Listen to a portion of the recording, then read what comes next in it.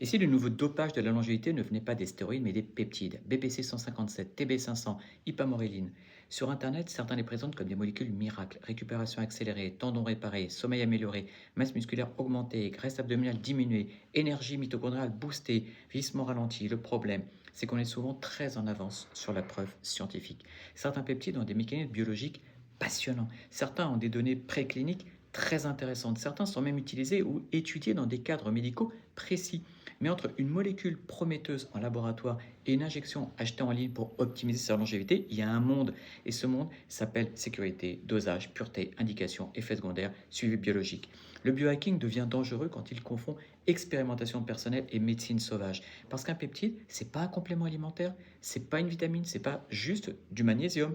C'est un signal biologique. Et quand tu envoies un signal au corps, tu modifies potentiellement des voies profondes. Croissance, inflammation, angiogénèse, immunité, hormones, métabolisme.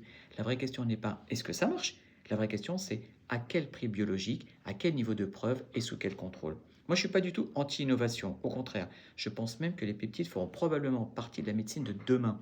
Mais le futur de la longévité ne doit pas devenir un Far West d'injections non contrôlées. Le vrai biohacking, c'est pas tout tester parce que c'est nouveau, c'est savoir dire c'est prometteur, mais pas encore assez sûr.